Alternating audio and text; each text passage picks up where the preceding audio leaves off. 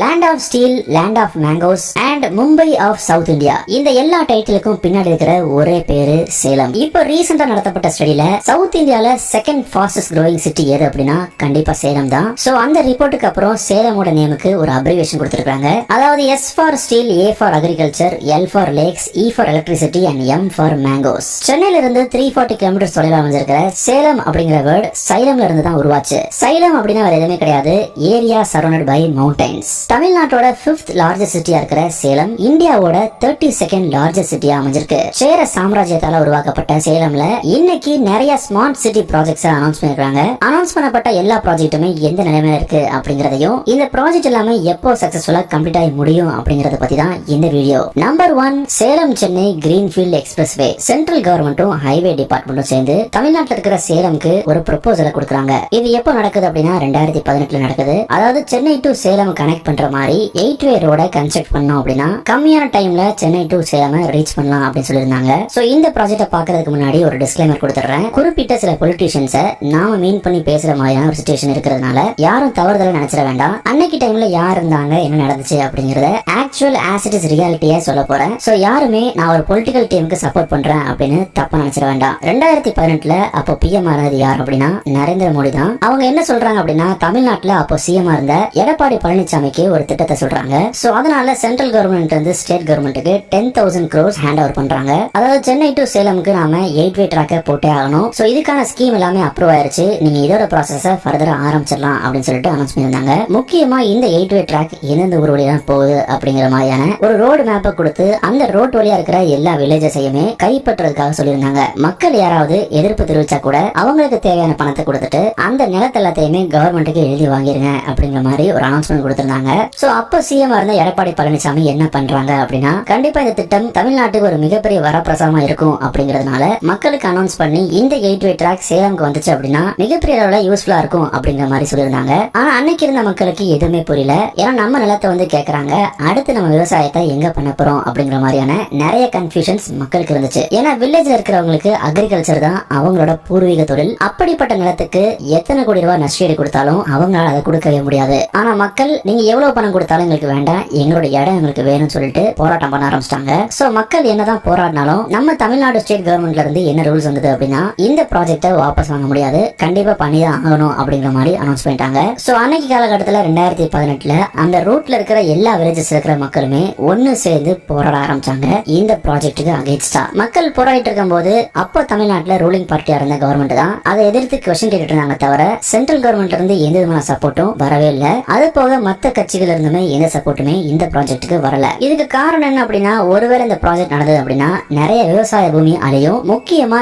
இந்த ரூட்ல கிட்டத்தட்ட 8000 ஏக்கர் அக்ரிகல்ச்சர் லேண்ட் இருக்கிறதுனால கண்டிப்பா அக்ரிகல்ச்சர் தமிழ்நாட்டுல பாதிக்கப்படும். சோ ஒருவேளை இந்த ப்ராஜெக்ட் நடந்தது அப்படின்னா அங்க இருக்கிற விவசாயிகள் என்ன பண்ணுவாங்க அண்ட் அடுத்து அவங்களோட வாழ்வாதாரம் என்ன? விவசாய பூமிகள் மட்டும் கிடையாது, நிறைய தென்னந்தோப்பு, மாந்தோப்பு மாதிரியான நேச்சுரல் என்விரான்மெண்ட்ஸும் சேர்ந்து அழியும். இதெல்லாம் போக அந்த ரூட்ல நிறைய பழமையான ட்ரெடிஷனல் கோயில் இருக்கிறதுனால அந்த கோயிலுமே எடுத்தாதான் இந்த ரூட்டை கன்ஸ்ட்ரக்ஷன் பண்ண முடியும் அப்படிங்கிற மாதிரி இருந்துச்சு. சோ கண்டிப்பா இதை தமிழக நம்ம அனுமதிக்க கூடாது அப்படின்னு சொல்லிட்டு எக்கச்சக்கமான போராட்டம் அன்னைக்கு நடந்துச்சு. அப்போ ஆப்போசிட் பார்ட்டியா இருந்த டிஎம்கே இருந்து என்ன சொல்லியிருந்தாங்க அப்படின்னா இந்த ப்ராஜெக்டால விவசாய மக்களுக்கு எந்த விதமான பிரச்சனையும் வரக்கூடாது, அவங்களுக்கு பிரச்சனை இல்லாம பார்த்து இந்த ப்ராஜெக்ட பண்ணுங்க அப்படிங்கிற மாதிரி ஒரு அனௌன்ஸ்மெண்ட் கொடுத்திருந்தாங்க. இது நடந்துட்டு இருக்கும் போதே சென்னையில இருக்கிற ஹைகோர்ட்ல இருந்து ஒரு அனௌன்ஸ்மெண்ட் வருது, இந்த ப்ராஜெக்ட உடனடியா ஸ்டாப் பண்ணணும் அப்படின்னு. அந்த நேரம் பார்த்து ஆப்போசிட் பார்ட்டி டிஎம்கே இருந்த ஸ்டாலின் அவர்கள் என்ன பண்றாங்க அப்படின்னா சேலம் சென்னை 8-வே ட்ராக்கு ஹைகோர்ட் கொடுத்த இந்த உத்தரவை கம்ப்ளீட்டா அக்செப்ட் பண்றேன் அப்படிங்கிற மாதிரி சொல்லியிருந்தாங்க. அதே நேரத்துல டெல்லி கோர்ட்ல இருந்து ஒரு நியூஸ் வருது, அதாவது இந்த ப்ராஜெக்ட் பண்றது தப்பு கிடையாது,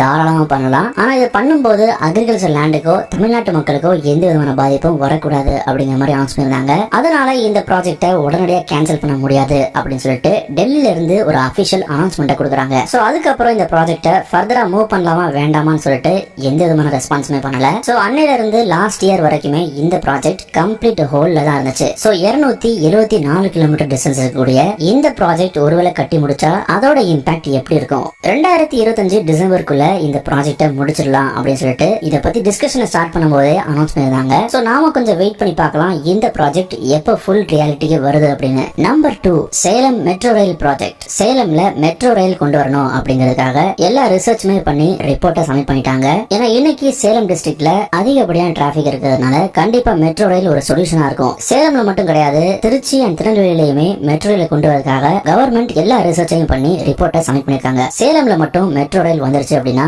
மொத்த சேலத்தையும் வெறும் 10 நிமிஷத்துல சுத்தி பார்த்துட்டு வந்துடலாம். சோ இனிமே மெட்ரோ ட்ரெயின்ல போறதுக்கு சென்னை டெல்லின்னு போகணும்னு அவசியம் கிடையாது. Number 3, Salem smart city Thirumanimuthar river front development. இந்த ப்ராஜெக்ட 2020ல சேலம் சிட்டியோட முனிசிபல் கார்பரேஷனும் கவர்மெண்ட் ஆஃப் இந்தியாவும் அனௌன்ஸ் பண்ணிருந்தாங்க. ஒருவேளை இந்த ரிவர் ஃப்ரண்ட் டெவலப்மெண்ட்டை கட்டி முடிச்சிட்டாங்க அப்படின்னா கண்டிப்பா சேலமோட ஐகானிக் லேண்ட்மார்க்கா இந்த ப்ராஜெக்ட் இருக்கும். ரிவரை சுத்தி மிகப்பெரிய உள்ள ரிவர் ஃப்ரண்ட் டெவலப்மெண்ட் மட்டும் இல்லாம இந்த ப்ராஜெக்ட் பத்தியான ரிசர்ச் ஒர்க்குமே இன்னுமே போயிட்டு இருக்கு. சோ ரிவரை சுத்தி பார்க்ஸ், ஓபன் ஆம்பி தியேட்டர், முக்கியமா போட் ரைடிங்குமே இந்த ப்ராஜெக்ட்ல கொண்டு வர போறாங்க.